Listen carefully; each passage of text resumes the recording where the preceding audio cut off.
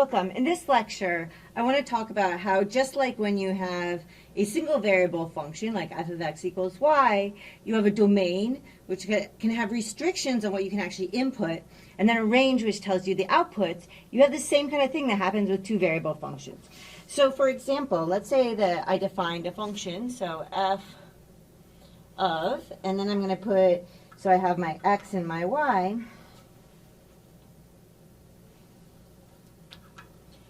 And what I output is the square root of x times y, right? Then it's not possible, so for this it's not possible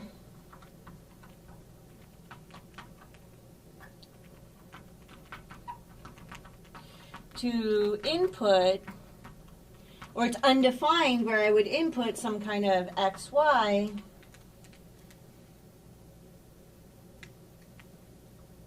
right, where the inside is going to be negative, so I would have, right, so xy with, when I multiply x and y, I get something that's less than 0, right? Because then I'm trying to square root something that's less than 0, okay? So the domain, but I can put in anything where that's not true, is the set of all, you could write this as actually, this is a set of all points x, y,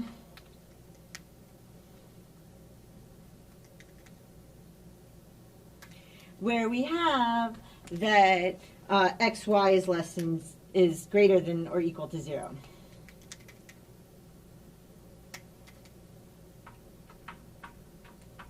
Okay, so your domain is down below, right? So this is like I'm in, down here I have my x and my y, right? And then maybe I have this third axis, which is going to give me my maybe, oops, I for some reason decided that this was going to be red. That's okay, we can do that.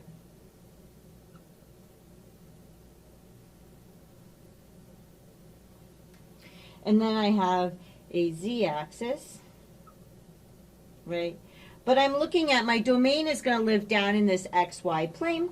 And for example here, so this works, if they're both positive, I'm good. So maybe my positive, the way I've got this oriented, my positive y is over there, okay? So maybe this is going to work. I do have a color left. Here it is. Okay, so I'm allowed to have this, right? I can have this area. This is where x is greater than or equal to 0 and y is greater than or equal to 0, right? This area over here is included in my domain, but it also works where they're both negative.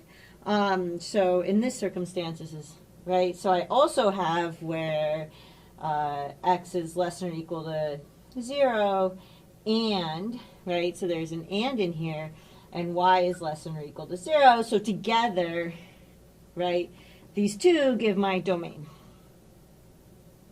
Okay, so it's where the function is defined, or it's possible to define the function. Okay, so the domain is this. More generally,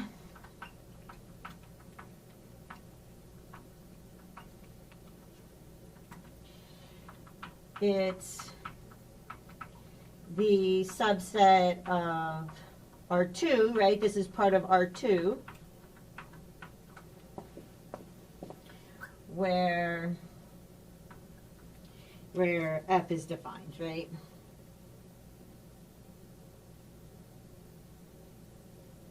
Right, we're looking at all points in R2 where my function is defined, okay? So this is the domain. But now let's think of a function like, let's change this up a little bit. So what if I take f of xy, and I wrote that this is equal to, I'm going to square both my coordinates, so I have x squared plus y squared.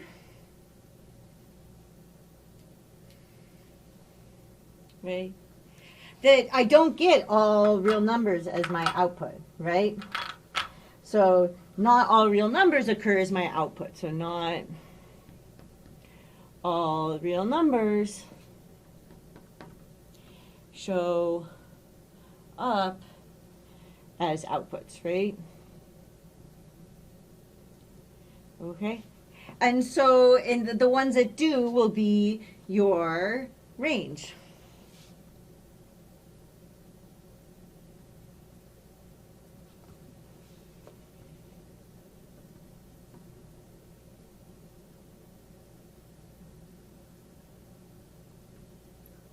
Okay, so for example, in this one, I'm going to have, right, if I have this here, my range is actually going to be,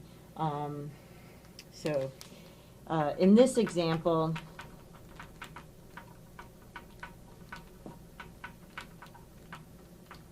my range is, well, I'm going to get everything that's positive out of there, okay? Is I would write it like this, or everything non-negative, r greater than or equal to 0, i.e. all non-negative real numbers.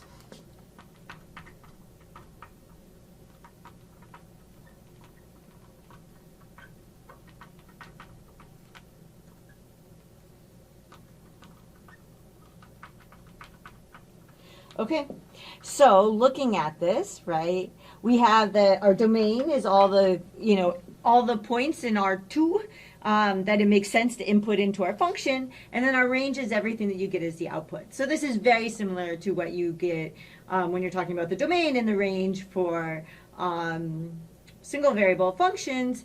It's just that now your domain has, it involves two inputs, and so you have to work with that.